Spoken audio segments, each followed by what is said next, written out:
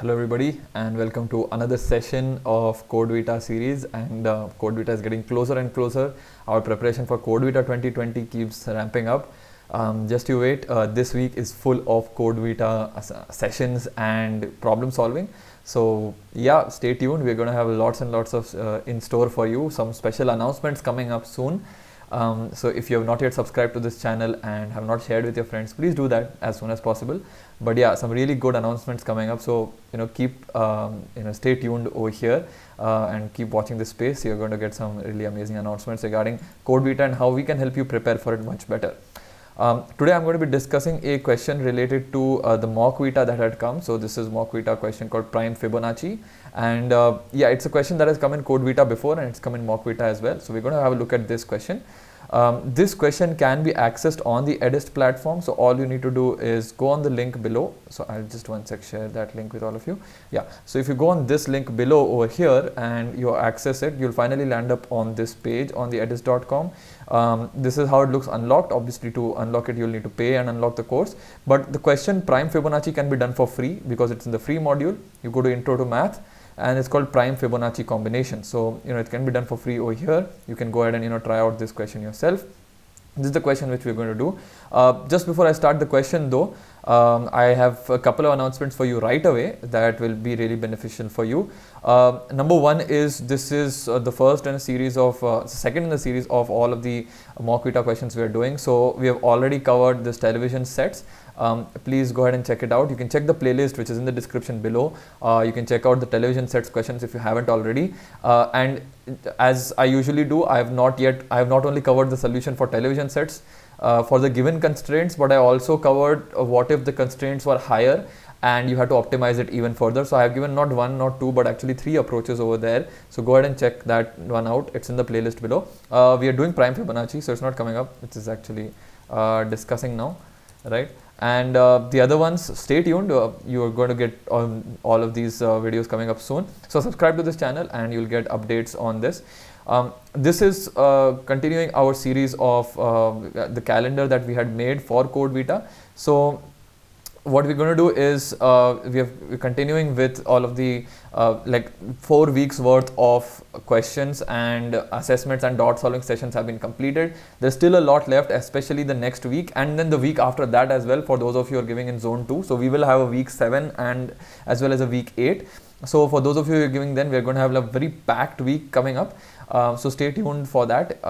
So yeah, it's not late to sign up. Actually, now is, if you're giving zone 1, if you sign up now is the best time. I mean, now is the literally like 2-3 days are left for you to sign up. Otherwise, it's going to take a very, very large amount of time for you to clear it. For those of you who are in zone 2, that is in for giving the 25th July, the 24th and 25th July. For you, you still have some more time, so now is a better time for you. For those people who are in the the 10th July, time is really running short. It's now or never almost to start preparing. So please ramp up and start preparing right away. Those of you who are in 25th July, you have more time. Doesn't mean you will wait. Means that you should start as soon as possible. Okay. So this is the calendar, and as you can see, we've done so many. You can ask any of the students. I mean all the students who've participated in the doubt clearing sessions and who've been part of the Edist course. I would really request you all to leave a comment below to show how much this has helped you out. That also gives us good feedback. So please just put it on the comments below how helpful our course content has been for you. Another very important announcement for everybody who's looking to sign up for the Code Vita course right now is our team is giving you a discount of 1000 rupees. This is valid only till 28th June 2020. So those of you who are already part of the Edist course, and if you are part of our partnered colleges or you've already signed up, you can just skip this. But for those of you who are looking to still buy the course, this is valid till 28th June 2020, 11:59 p.m. So yeah, 1000 rupees off. This is the code that you're supposed to use, and you apply that code and you'll get some off over there. And yeah, for such coupon codes and more such announcements, make sure you join our Telegram link also in the description below, so that you are always up to date with all of the Edist announcements. Okay, so those are just some of my initial announcements. We'll go directly to the question, which is called Prime Fibonacci right now. Let's pick up that question. So I'll open it up on the Edist platform. This is one of those questions which is as I keep saying about CodeVita, it is about dividing the question into multiple parts. This is a literal translation of that. You just have to divide the questions again and again into smaller and smaller parts, and you will be able to solve it. I will also tell you where most of the students went wrong. I got the codes of many of the students and they made mistakes in multiple places. I will share where those problems also came about. So this question is like this: you're given two numbers n1 and n2, and in those two, between those two numbers, you're supposed to first find all the prime numbers between n1 and n2. Okay. Then, so the question itself is not clear right now. Should we include n1 and n2 in those prime numbers? Let's find out. Make all the possible unique combinations of numbers from the prime numbers list you found in step 1. So once we generate this list is the input for this next step, in which we have to generate all the unique combinations. Okay. I'll just pause here. Let's go down and check what this actually means. Okay. So what we have here is, for example, 2, 40. And this is the output. We'll come to what the output is, but let's look at this. So it says to generate the primes list. So now we can see that 2 has to be included. So it says 2, 40, right? Generate all of the prime numbers between 2 and 40. These are the prime numbers between 2 and 40. Just check it out. We have not missed any prime numbers here. So there are these many prime numbers. How many are there actually? There are 4, and then 4, 8, and then 4. So there are 12 prime numbers here between 2 and 40. Okay. Now the second step, you're supposed to take combination of all of these primes. So you take 2, 3, 2, 5, 2, 7, 2, 11, 2, 13, 2, 17, 2, 19, and so on till you get to 237. Excuse me. Then you do 3, 2, 3, 5, 3, 7. Notice you didn't do 3, 3, right? So you did 3, 5, 3, 7, 3, 11, 3, 1, 3, 3, 1, 9, 3, 2, 3, and so on, right? But you didn't do 3, 3 over here. So you never take the number with itself. You take it with the other numbers. And now you might be wondering, well, I took 2, 3. Why did I take 3, 2? Well, you did take 3, 2. When you did 2, 3, the best way to do it is prepend, that is take 2 and 2, 2, add 3. So you'll add 3 to 2, add 5 to 2, add 7 to 2. And when I say add, I mean joining, like string concatenation. I don't mean addition of numbers.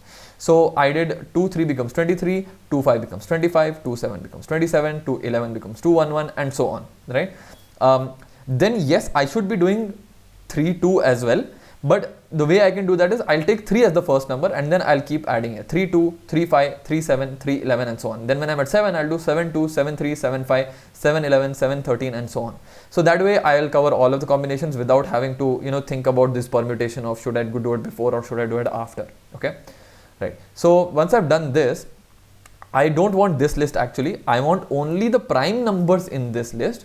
So those prime numbers are these. Once you take out that list, the number of prime numbers are these.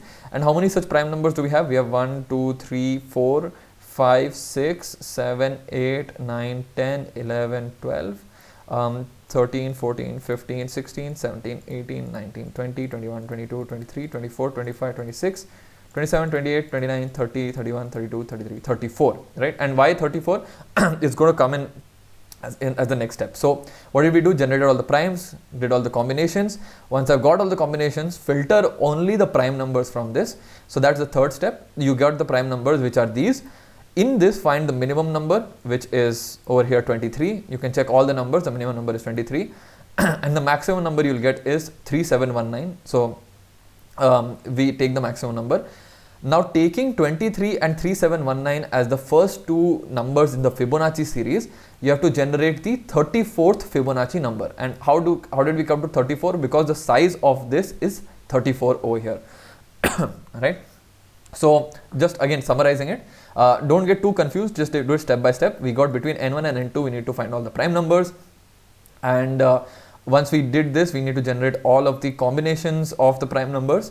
And in that those unique combinations, by the way, we have to find again the prime numbers. That is, we have to filter only the prime numbers out, and from those prime numbers find the smallest and the largest.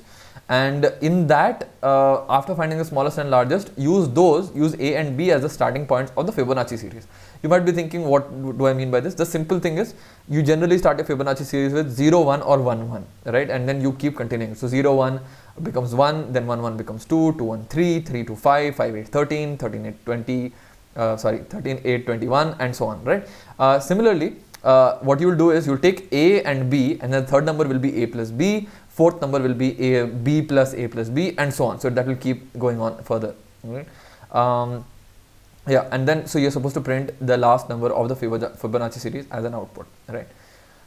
Okay, so we got here this, that's what is expected. So if you can see, the question is pretty straightforward in the sense that I can, like over here, you know, it's just like I generate the prime numbers, that output goes into making the combinations of the list. The output of that is you'll first get all the prime numbers from that, then pick the minimum and maximum, and then that output is fed into the Fibonacci series. So it's like we're dividing it step by step into multiple things, right? And so if you summarize that, what actually is happening is we have only about 6 steps finally, right? Let me just go to the slides. So you have only 6 steps over here. That is, find the prime numbers between n1 and n2, right? You don't have to do much more than that. You just have to find the prime numbers between n1 and n2. Make all the possible unique combinations. So, you know, this is one step. The other one is making all the possible unique combinations. Now from this list, find all the prime numbers, but make sure they're all unique, right? Get the maximum, get A, which is the maximum number, and B, which is, A, the minimum number, B, the maximum number from this list. Once you've done that, you are going to, using A and B, generate Fibonacci series as per the size 3. In this case, it was 34, and print the last Fibonacci number. So yeah, pretty simple in the sense that I just have to divide all the steps into different functions or methods, right? And each method or function will do something for me.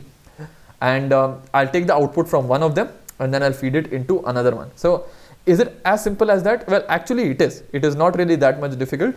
There are some silly mistakes that students made, but that's mainly all of the changes that you need to make over here. It's as simple as that. So you just keep dividing all of the steps into the different functions and you'll get it. Okay. And I actually show you the code for this because it's actually that simple to do. So I'll show you the code and I'll I'll just tell you what we have done on each step over there. So if you want access to the code itself, it's on the Edis platform, and you can just click this unlock button, but this unlocking will lose you 8 points. So I'm going to do that because I'm already part of the course, so I don't mind being not in the leaderboard. But if you want to be on the leaderboard but you still want to get the code, then you should do it yourself, right? So what we'll do is, let's look at the first one, okay? Dividing the prime numbers between n1 and n2, right? So if you want to divide the prime numbers between n1 and n2, right? Find all the prime numbers between n1 and n2. What is it that you should do? So I'm just going to come back here. We all know how to find a prime number, right? But what we're going to do a little bit is we're going to optimize the code. So for example, we know how to find a prime number. That is, we'll generate all the numbers between 1 and 100, and I'll check for each one of them if it's a prime or not. The better thing to do here, just so we can run faster, is that n1 and n2 are all less than 100. We already know that, right? So we want to generate all the prime numbers. Well, the entire point is that the prime numbers will lie between n1 and n2, which means that they're going to lie between 2 and 100, right? They're not going to be they're all going to be less than 100, because 100 itself is a composite number, which means that you can actually hard code all these values, right? Is this a good or bad thing? Well, generally speaking, if you have like 12, 13 or 14 factorials, right, that's a good thing to hard code. Even up to like 20 factorial, it's a good thing to hard code. It's a good thing to hard code these kind of things because you don't have to again and again for each test case generate the 100 prime numbers, right? So you can just hard code that, and that is exactly what I've done over here. Create a list called primes 100 and just got all of the prime numbers. Now you might say, how do I get these? You can simply Google it. You will still get all the prime numbers, or you could just simply generate it on your local compiler. Either one is fine. The prime numbers is such a solved problem that you can Google and you'll get all of them. Okay. Then what I'm going to do is but I don't want all the prime numbers between 2 and 100. I need only those prime numbers that start at a particular point and end at a particular point, inclusive of the start and end. So I just write a while loop to get the starting position and the ending position. And yeah, I'll return that list. So it is if let's say it's 2 and 100, then for sure I just return the initial list. If it is anything lesser than 2 and 100, it will just return a clipped version, that is a smaller version of this list, and it will return. So that's what it returns here. So that's the generating the prime numbers between n1 and n2 part. Now what is the output of this? What does it do? We are supposed to get all of the combinations from the output of this. So let's write a function for that given an original list, can we return a combinations list? That's what we're doing. We are given an original list here, and we want to return the combinations list such that we have taken all of the possibilities in that. So what I'll do is we'll create a new list called combinations list, I'll run 2 for loops. The outer loop is I, the inner one is j. What am I actually intending to do over here? Well, simply put, what I'm trying to do is I will take first 2 and then I will add 2 to 3, 2 to 5, 2 to 7, or rather pre-append, right? Treating both of them as strings. So this is what I want to do. I'll first hold 2 and then do 2, 3, 2, 5, 2, 7, 2, 11. Then I'll hold 3.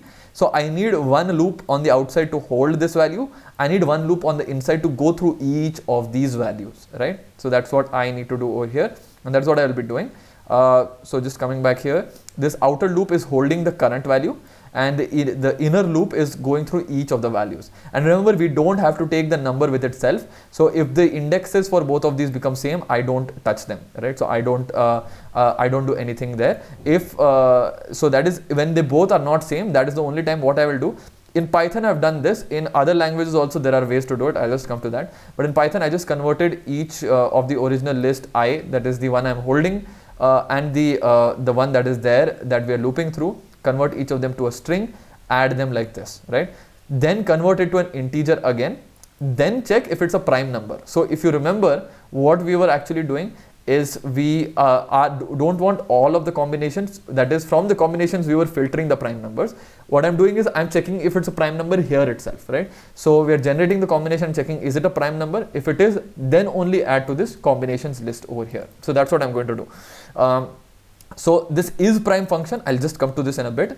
Now some of you might be wondering how I can do this in C++ or Java or even C. Well, here we're converting to a string and converting back to an integer. The simple thing you can do in C++ or in Java is you can first of all convert to a string and then convert back. That's also possible. For example, I think you could just use parseInt. ParseInt is to convert. So parseInt, you'll convert the string to an integer. I believe using string builder or string functions, you can do that in Java. Similar functions exist for C++. In case you don't want to do that, you can simply keep multiplying this number by 10 and adding the most significant bits of this number over here. So that is also possible. Adding two numbers like by digits is fairly simple if you think about it. So you should be able to do that. This is one of the easy ways through Python, but you can do it in the other languages as well. So once we return this combinations list, what we next need to do is we will next need to generate the nth Fibonacci numbers, right? So I'll come to that in a bit. I'll just go through this prime number part. So I have this combined number. I want to check if it's a prime number and only then add it to the combinations list. So what I'll be doing is I open this prime number function. What is happening in this prime number function? Well, I'm checking if it's an even number, then I return false. If the number is less than 2, I again return false, because the only other numbers you get is probably 0 and 1. You won't even get them, but so we're returning false.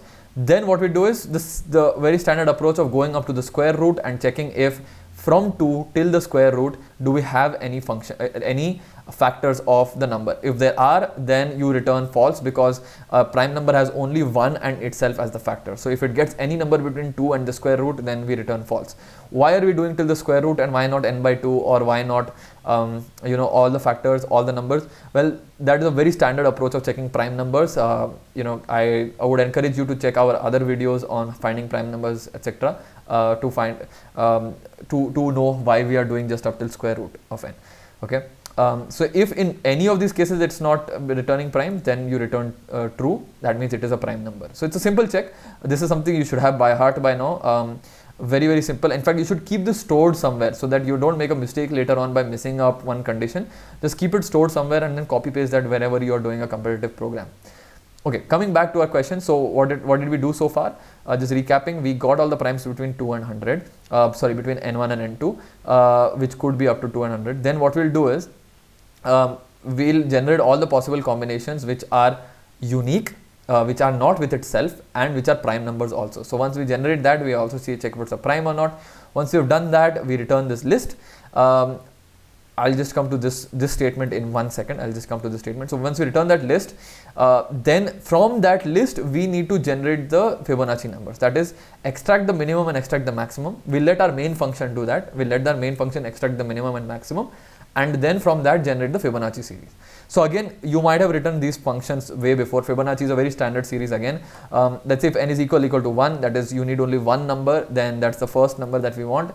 If it's n is equal to 2, which is the second number. Otherwise, starting from 3, going all the way up to n, first sum up these two, then transfer the numbers. Fairly standard approach. I'm sure all of you have seen this Fibonacci series. If you have not, again, even just in the Code Vita section, we discuss how to do the Fibonacci series part, or you could just look anywhere online. It's a very standard approach to do. So this is the nth Fibonacci number that you can get. So final program becomes this. We have all our functions. I'll just show you how it looks in the main program. First we took input. Then after taking input, we get the primes between n1 and n2. So you can see very clearly what's happening. So I want you all to learn one more thing about how to name your functions and how to name your variables. It's very easy to understand what's happening here. I saw many of your codes. It was very difficult to understand. You all written like a is equal to g of n comma m. I have no idea what g means, nor a means, not m comma whatever. Like I'm not able to understand that, right? So if an interviewer is seeing, it's always best to write such descriptive names. Anyway, so I got primes list is equal to get prime. So this is through the initial function that we wrote between both inclusive n1 and n2. We get that. Then after that we get the combinations list. So that is we are getting the combinations of these primes, and these are unique combinations. And so we'll get the smallest number by using the min function. Again, if you are from a Java or C++ and you're not really sure if min or max exists, you just need to write a simple for loop and get the minimum or maximum. The efficiency of min and max is the same as that. It is still an order n efficiency, which means it will do that exact same thing. It will go through your exact array and it will give you the answer. So this min and max is not helping us in any way apart from making the program smaller. That's it. Apart from that, it's not speeding up the program in any way. Finally, we use the Fibonacci number function. Sorry, we use the length function to tell us what's the length of this list that we got, and that's how many Fibonacci numbers we need to generate. So from the smallest a to the largest b, we need to generate the Fibonacci numbers, which means this is the first number, this is the second number, get the nth Fibonacci number, and that will store an answer, that is answer, and then we'll print the answer, right? I just glossed over one part, which was this thing, which was when we give the combinations list back, remember it has to be a unique list, right? Hence what we did was we converted to a set which takes only unique values and then converted back to a list which will give you the combinations list over here, right? So that's what we did, and you can actually take this code and try it out and it should work out. So let me just take this code and just put it here. Again, just to show you that it's a working code, that's mainly it. That's what I just want to show you all. So we run it and yep, it passes all the test cases. Now you might be thinking, you know what, I did the exact same logic, I did the exact same code. Why did it fail? Why did some of my test cases fail, but in the actual Code Vita it didn't pass, but on Edis platform sometimes it's passing and all. So one of the things I have noticed, at least in most students, is you made some mistakes, and I'll tell you what are the mistakes, right? Number one, many of you missed this possible edge case, okay? And what is that edge case? The edge case is that the Fibonacci number at the end will become very, very big. So which means a lot of you did it in C++ and Java, and you didn't account for that it has to become a long int or a long int, right? You should not be keeping it to a simple integer. It won't fit there. The second thing that you all missed out was the duplicates part. So the way you guys were checking the duplicates, the way many of the students were checking the duplicates is I have suggested to use sets. I'll just come to this one, but many of them were checking it using the in operator. So at this stage, I'll just go back to that one. So at this stage over here, yeah. So at this stage, where do we go? Here. So what we had done at this stage was we just added it to the combined list, right? And what I did was we just convert to a set and convert to a list. What many of you did was if is prime combined and combined not in combinations list. Now if you use the in operator, it will actually go through the entire list and find if it's there or not, which means that for every number you're doing that, which means you're increasing your time, right? So it will take time limit exceeded there. It is possible to do time limit exceeded there, as opposed to if you do a set and a list, it will just once go through the entire list and remove all the duplicates, right? So it won't do it again and again. That's why your set to the list conversion is faster. In case you ever are in a space where you have to generate a lot of combinations and filter out the unique ones, don't check at every insertion of the combination. Rather, generate all the combinations and then create a set from that. Okay. The other optimization I made, which a lot of students missed, was this one, generating the numbers between n1 and n2. I already took the numbers between 1 to 100, which are the prime numbers, right? Well, a lot of students didn't do that. So these are some of the small things that could have helped or could have caused you to have a really big time limit exceeded error. Sometimes that leads to wrong answer as well.